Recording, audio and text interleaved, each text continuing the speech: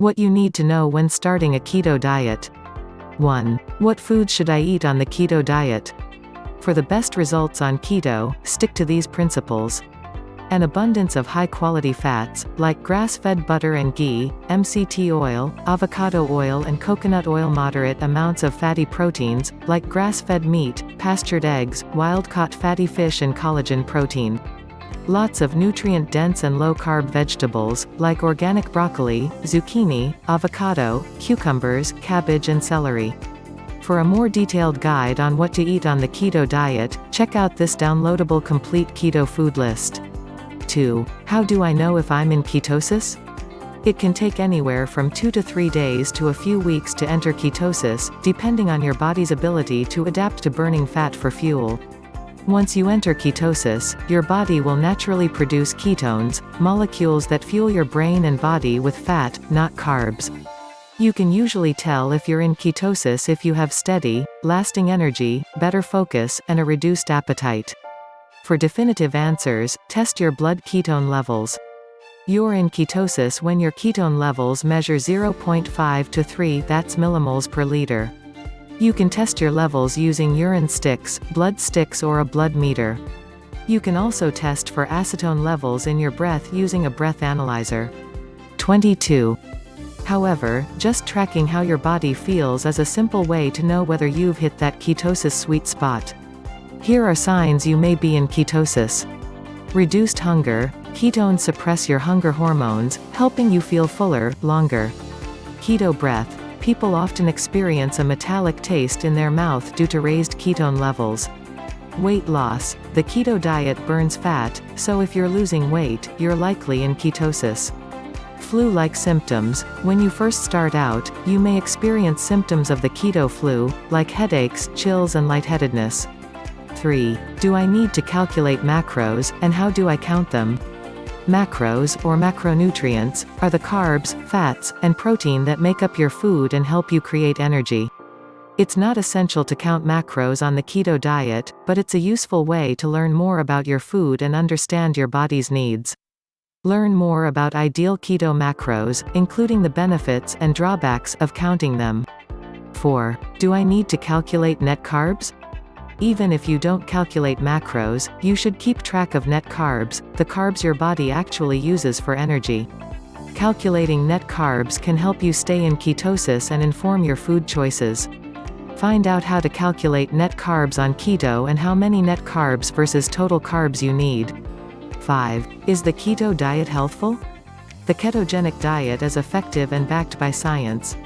When done properly, the keto diet has been shown to support weight loss, create more mitochondria in your brain and reduce inflammation. However, any diet can be good or bad for you, depending on what you put on your plate. If you stick to the bulletproof diet roadmap, you eliminate keto foods that make you feel weak and don't belong in a healthy diet, like processed cheese and sugar-free sodas. 6. What about dirty keto? Dirty keto follows the same high-fat, low-carb structure of the standard keto diet, but it allows processed, packaged and fast foods. It's still possible to enter ketosis and burn fat while you're on dirty keto, but it has serious drawbacks like inflammation and weight gain. Here are the facts about dirty keto, and why you should avoid it. 8. Does the keto diet cause diabetes? No, keto does not cause diabetes. Several studies indicate that ketosis may help manage diabetes by decreasing glucose intolerance and stabilizing blood sugar. 9. Is the keto diet sustainable long-term? Yes and no. Some people thrive on the full keto diet without any problems. Other people run into issues from restricting carbs long-term, like insomnia and hormone imbalances. If that's the case, experiment with keto carb cycling, aka cyclical ketosis, where you eat a moderate amount of carbs one day a week, so your body can cycle in and out of ketosis. It's an effective modification that helps many people avoid any potential dangers and risks of a keto diet. Here's how to do a keto carb cycling diet, and whether it's right for you. It's always a good idea to revisit your diet with your doctor often. 10. What are the different types of ketones? There are 3 types of ketone bodies. They are acetoacetate (ACAC), This is the first type of ketone that your body makes from fatty acids. Beta-hydroxybutyric acid (BHB) acetoacetate converts into beta-hydroxybutyric acid. BHB isn't really a ketone, based on its chemical structure, but it's still considered part of the ketone family since it works in a similar way to the others.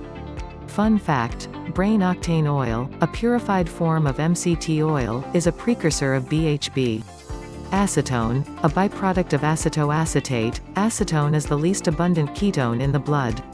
It exits the body through the breath or the urine.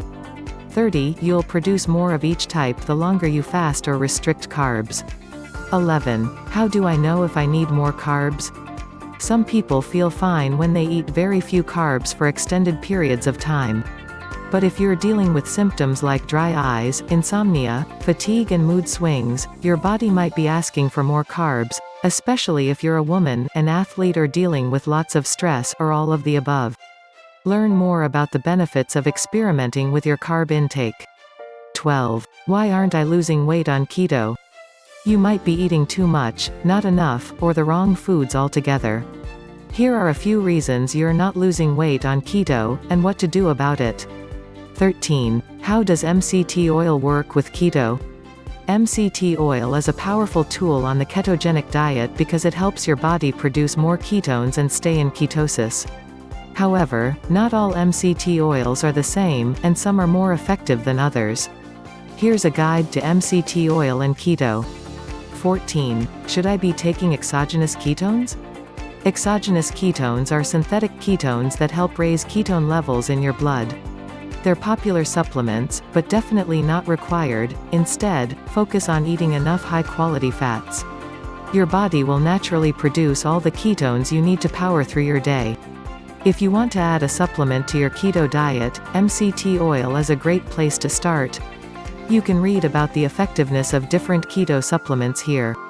15. Should I try intermittent fasting on keto? Definitely. Intermittent fasting may actually make keto more effective by boosting your fat burning and weight loss results. Learn more about keto and intermittent fasting. 16. Is keto the same thing as the Atkins diet? No. Whereas the Atkins diet is extremely high in protein, a keto diet contains moderate amounts of protein. On a keto diet, large amounts of protein can turn into glucose in a process called gluconeogenesis, thus taking you out of ketosis. That's why fatty cuts of meat are better than, say, chicken breast, which is high in protein and low in fat. 17. Targeted ketogenic diet versus standard keto, what's the difference? With targeted keto, you time your carb intake around workouts or times of heavy stress to give your body a little extra fuel.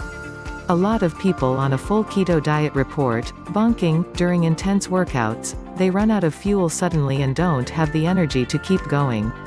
Research suggests that with full keto, you're likely to run out of energy during anaerobic workouts, any kind of short, intense workout. That includes lifting, CrossFit and high-intensity interval training. Meanwhile, full keto seems to be good for endurance training like long runs. That said, these are super athletes who are used to running up to 200 miles at a time.